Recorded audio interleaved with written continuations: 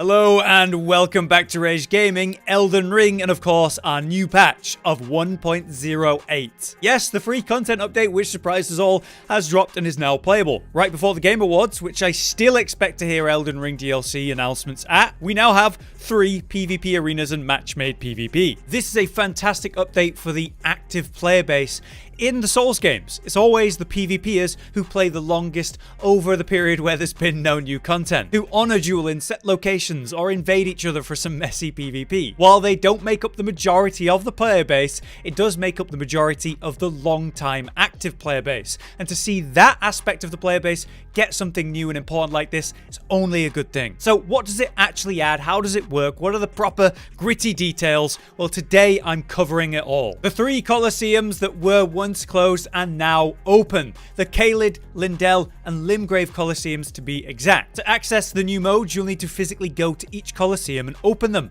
activating their options. At each arena, you can then queue for that specific arena and its specific modes, or you can return to the round table hold here and find this new statue of Marika to interact with. This serves as all of them at once, meaning, as you can see, I can set my filters from Duel, Combat Ordeal, or United Combat, which is basically 1v1 duels, free-for-all, or team-based combat in 2v2 or 3v3. We can even change the amount of people involved in that, and we can choose whether Spirit Ashes will be allowed in the fights or not. Now, as you can see, there are 3 venues, 3 locations, the Royal Colosseum being Lindell, Limgrave, obviously Limgrave, and the Caelid being Caelid. You will find most of your 1v1s at the Royal Colosseum in the most strict rule set, but things are certainly lifted in Caelid where things are a bit silly, and of course you can summon. But how do you actually get to each Colosseum? Let me show you. Fortunately, after you've actually visited them, they will now appear on your map with their own symbol, such as the Limgrave Colosseum here. This is the easiest one to get to because it's quite literally at the north side of Limgrave,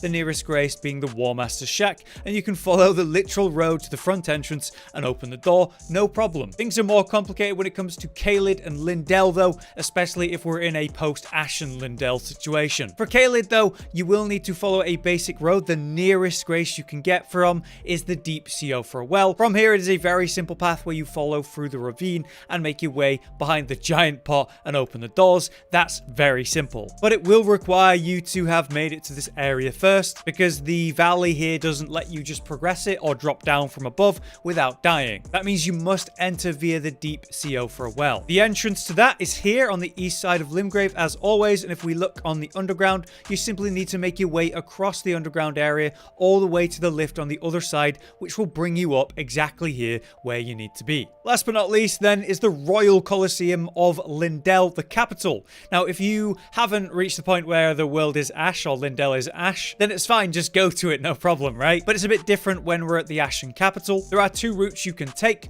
Firstly, you can go from the Erdtree Sanctuary and follow behind where the lift is and make a leap right here from this balcony to the other balcony and then just cross over. And it's not overly hard to do that, but if you miss or you're struggling to do it, it could be very annoying to do that. Thankfully, it's not the only way. You can also just go from the main grace, Lindell Capital Ash. From here, you're going to need to get onto the wall, which, as before, requires the dragon and its wing. So just run over to that. Here, as before, you can just climb up onto this sort of limb here and climb up on top of that.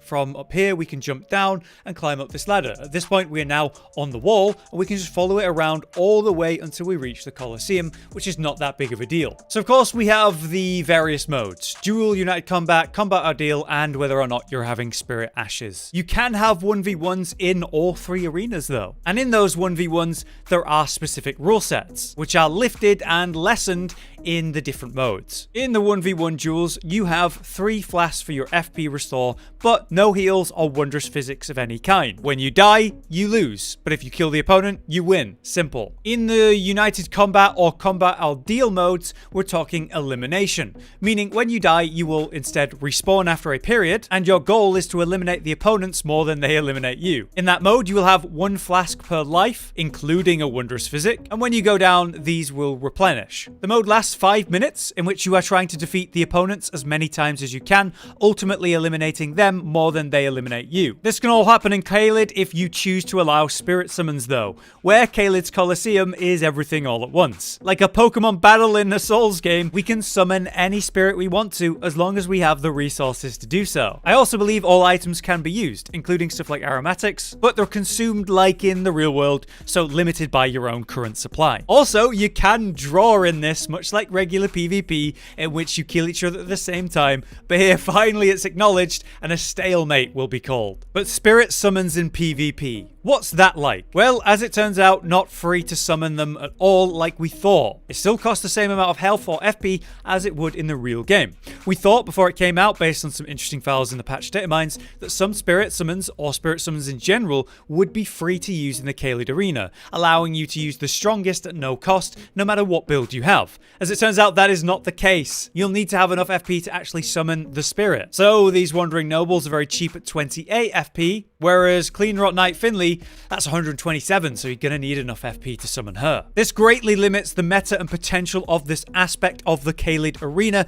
and I am glad to see this. There should be a kind of limit, because then it rewards those who commit more to higher mind points, or making it happen so they can summon something stronger. Of course, you can still use powerful summons that cost health instead of FP, like the Mimic tier, because yes, I've encountered multiple people who are evil and are running Rivers of Blood and using Corpse Piler and having a Mimic that's doing the same. It's really interesting that there will be a meta for summons now though, which are best to bring and so on. But even with the Mimic tier, which is undeniably strong even in PvP, to summon it, you're putting yourself at half health or less, and there aren't heals in a lot of these modes, so that's definitely a dangerous thing to do. Another aspect of this is the free-for-all in team matches, specifically team matches, because how do you tell who your teammates are in this game? While in this mode, you will have one heal and one FP restoring flash to work with, as well as your Wondrous Physic, you will need to watch out for respawning players, because when they do, they'll do a sort of low damaging AoE around them to give them some ability to get back into the fight without being instantly destroyed, which is important. But as I said, in team battles, how do you tell who your randomly assigned teammates actually are? As it turns out, the way to tell is to look at their health bars. There are two teams, and they're shown by a symbol that looks dangerously similar to one another. Basically, you need to work out if you're on the light team or the dark team. The symbol is this stone that is kind of a light yellow for one team and a darker grey for the other team, which in my opinion is far from clear enough. In past games, your allies would be straight up blue and enemies would be straight up red. It's very easy to tell who your enemies and your allies are in that situation. Towards the start of the fight, it's a lot easier because you can see this yellow symbol above the enemies, and that tells you that they're an enemy. But somehow, for some reason, in my experience, that fades after a certain period, and then you're just relying on the pre-knowledge you had from before, or those really obscure, tiny little icons. In my opinion, this isn't good enough, and I hope that we see an update that further improves how clear it is who your enemies are. Now, what about rewards for doing this PvP? As of right now, there doesn't appear to be rewards, which is pretty disappointing.